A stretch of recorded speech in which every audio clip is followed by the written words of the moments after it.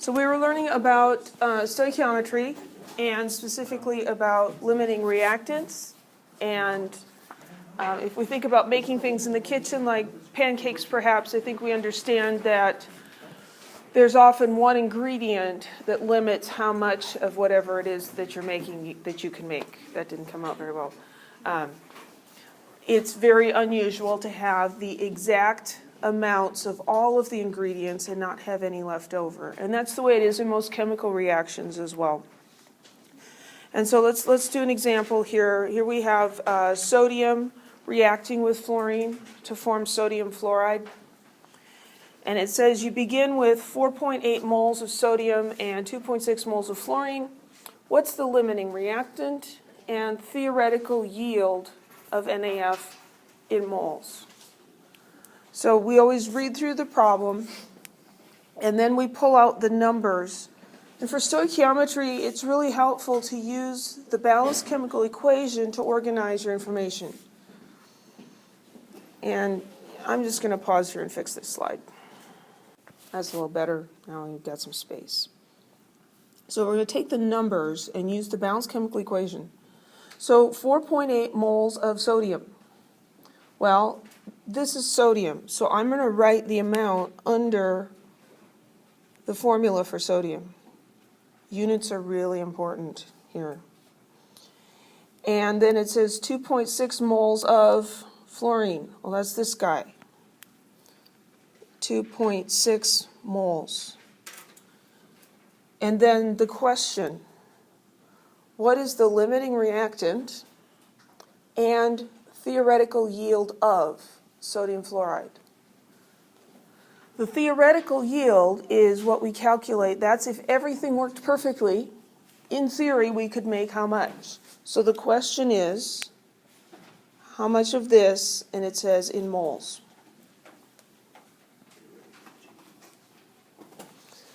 Now, this looks different than the stoichiometry problems that we were doing last week, because here we've got two numbers instead of just one.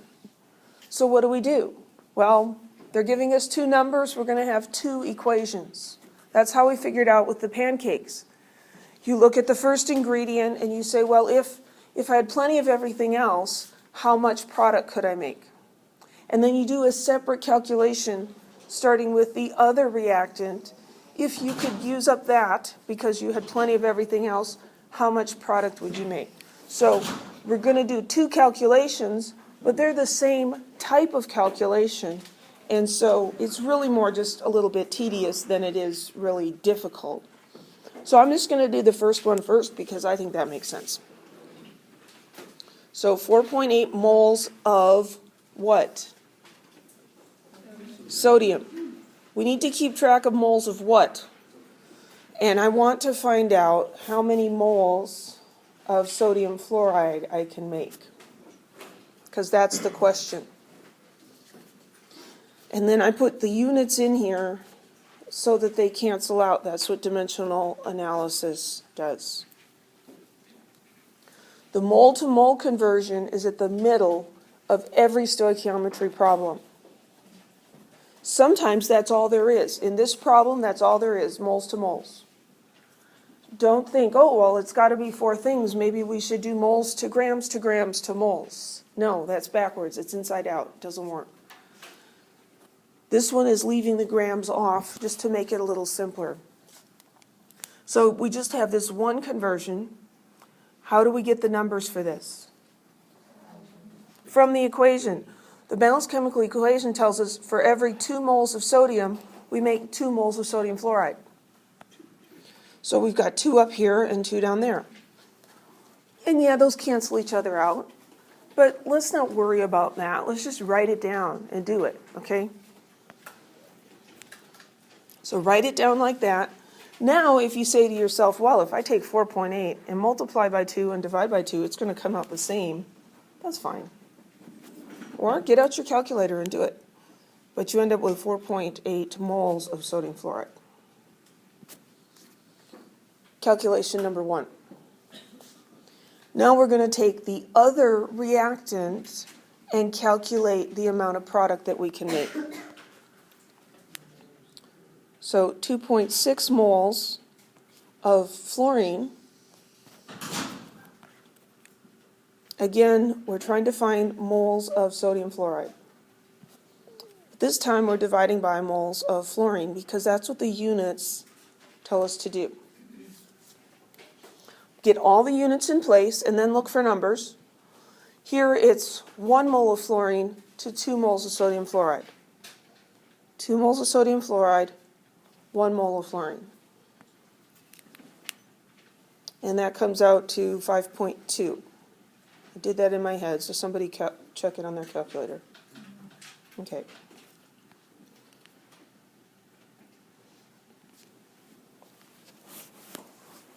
Sometimes students get this, and then they stop. We don't have the answer yet. We've got all the work to determine what the answer is, but we don't have the answer yet. Which of these is the most that you can make given these starting ingredients? It's the smaller one. It's not hard to do, it's just hard to remember what you're supposed to do. You just look at these two numbers and figure out which one's smaller. It's the 4.8. That's the theoretical yield.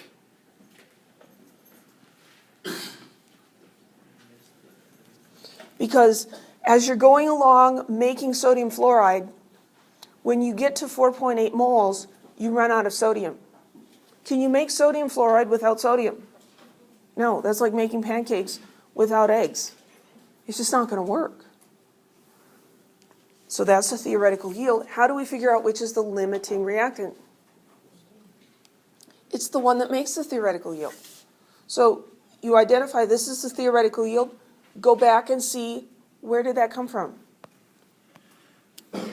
This is the one that gave us the theoretical yield. This is the limiting reactant. Limiting reactant is kind of long to write, so we often say LR.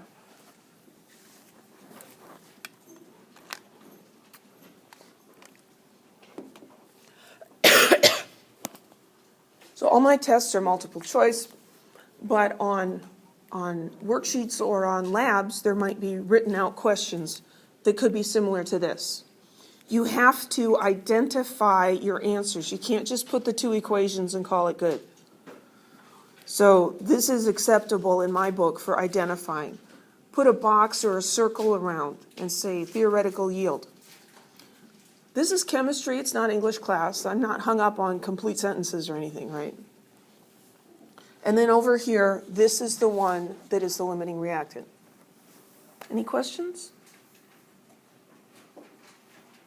This is about the simplest limiting reactant problem you can do with actual chemical equations. So if you have any questions, we need to get these cleared up before things get a little more complicated.